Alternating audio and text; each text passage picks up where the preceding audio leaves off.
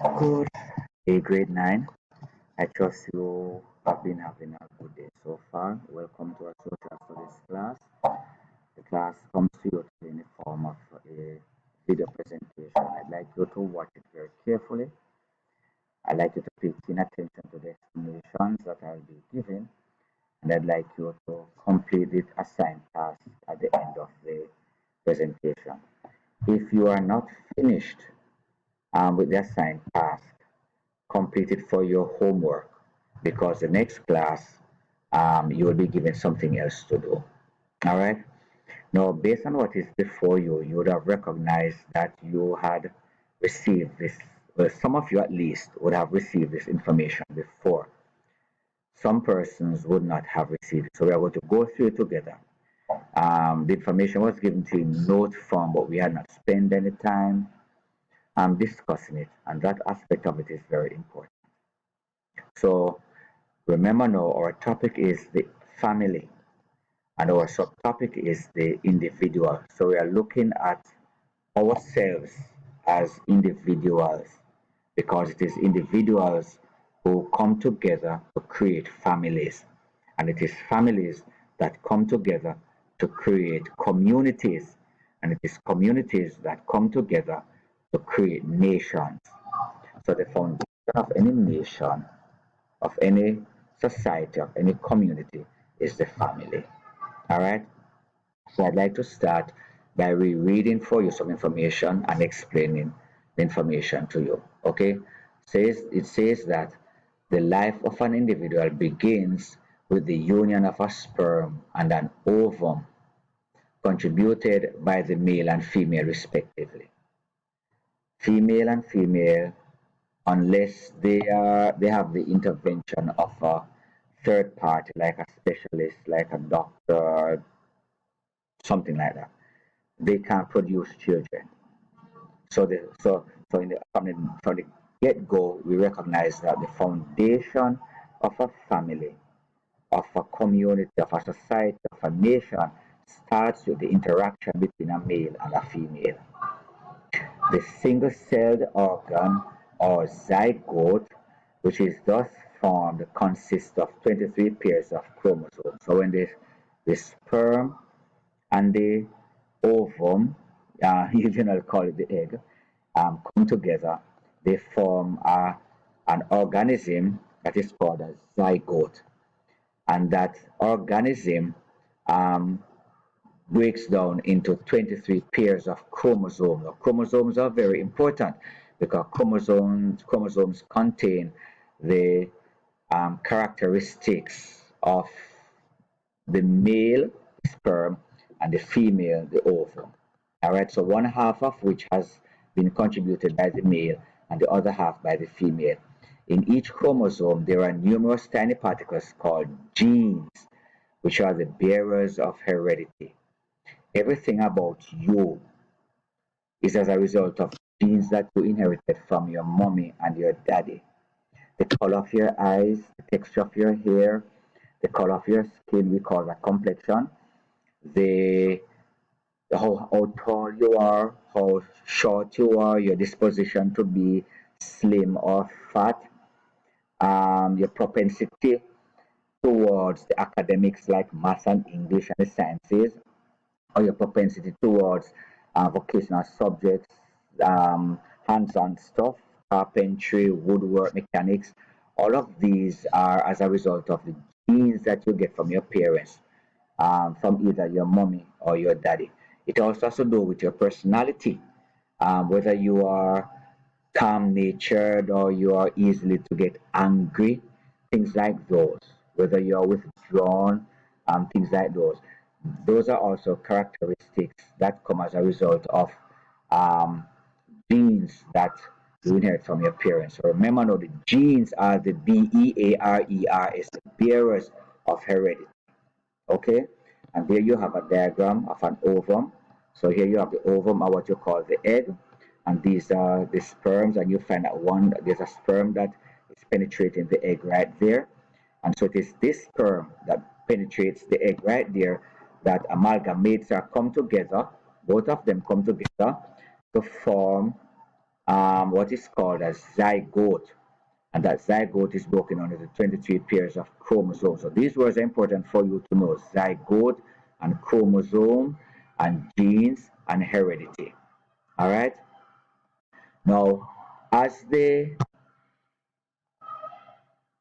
the baby, the fetus develops, then certain things start to take place. So in other words, the genes are responsible for transmitting characteristics from parents and other ancestors to the individual. So remember now, your genes not only pass on characteristics from mommy and daddy, but it also involves characteristics from your ancestors, your grandfather, your great grandfather.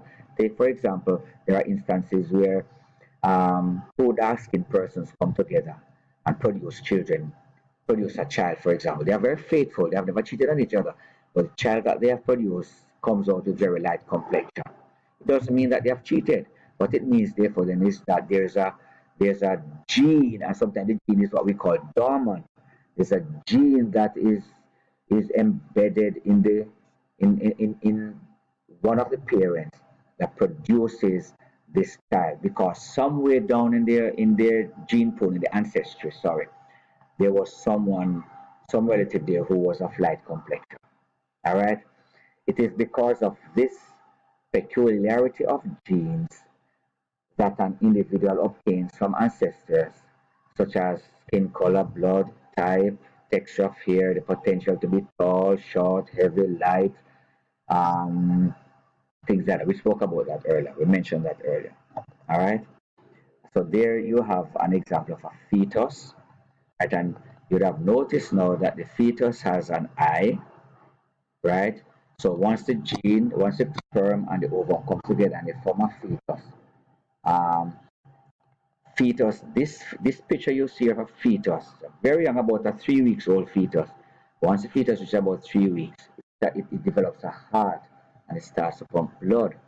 And that is why you find so many persons say that when a female does an abortion, right, of a fetus, that they're actually killing an individual, because you can see, you can actually start identifying aspects that will determine gender, whether the fetus is going to be a male or a female. But that is a moral question that is very debatable and can be very explosive, because people can become very emotional about it. Okay, so let's move on now. This is a fetus. Sorry, I said 3 weeks, 8 weeks. So after birth, after the child is born, the child begins progressive interaction with members of the family, relatives, neighbors, and other groups and institutions in the wider society. It is within the family that the child starts to learn certain things like how to talk, um, how to go to the bathroom, how to start walking. The child becomes connected and acquainted with the parents. They know mommy's voice, daddy's voice.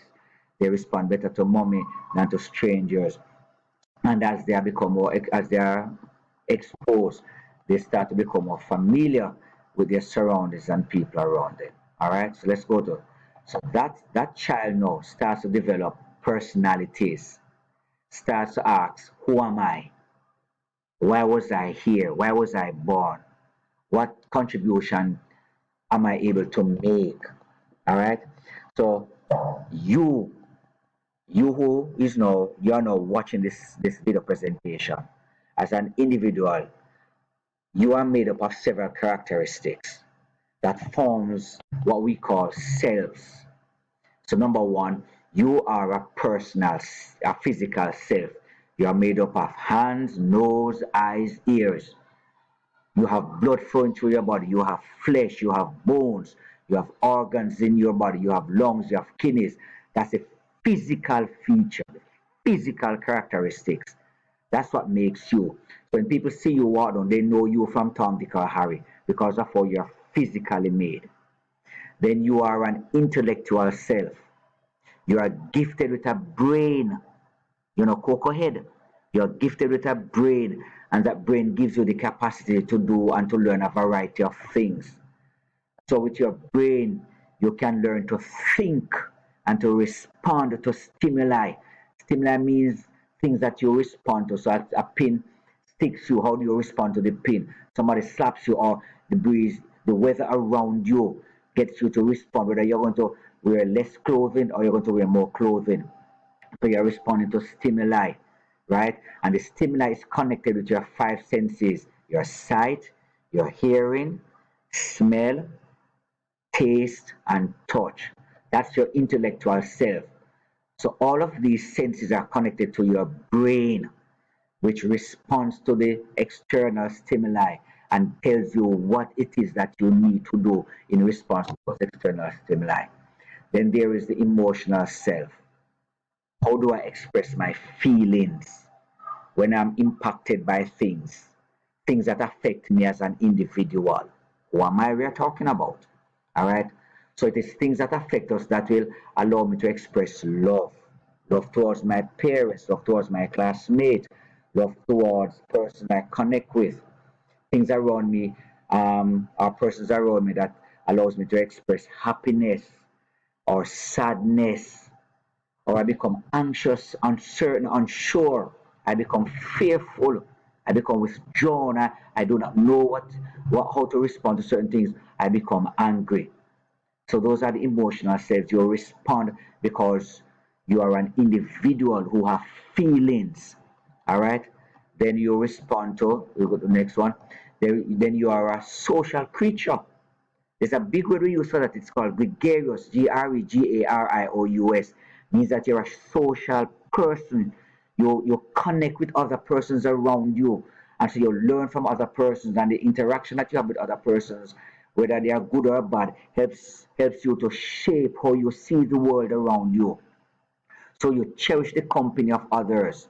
And those others would include like your family members, your friends, your relatives, your neighbors, even your enemies. You know how to interact with them, your associates, right? And then there's a very important one that oftentimes we don't pay much attention to, but it is important. And that's what we call the ethical self. You possess values. You have a sense of what is right and wrong, and that sense of right and wrong is what you formulate from the moment you come into this world. When parents, your family teaches you right from wrong, you should not take that because it is not yours, it is stealing. You should say excuse me when you're passing someone and there's a group gathering. You don't bore and barge your way in. You say sorry for something that you have done that is wrong. So individuals know that you appreciate how they feel and that you recognize that what you do is wrong. So you possess a system of values and a sense of right and wrong, which help you to live with others in your society. One of the key institution, social institution that teaches you right and wrong is church, religion. So whether you're Muslim or you're Christian or you're Hindu or what you're Rastafarian, whatever it teaches you values so that you do not get on people's wrong side and you appreciate people. That you do not get on the wrong side of the law. You do not get on the wrong side of the rules that govern the school because you know what is right and what is wrong. All right. So this brings us to the end of our discussion. I trust that they were able to help you based on the notes that you were given before. If you did not get a chance to write the notes that were given to you, go back to the video presentation and identify, beginning from the first thing I was saying, and write off these information. Have them written in your book because you will need them for revision and for your trial test, which is coming up very shortly. Have yourselves a wonderful day.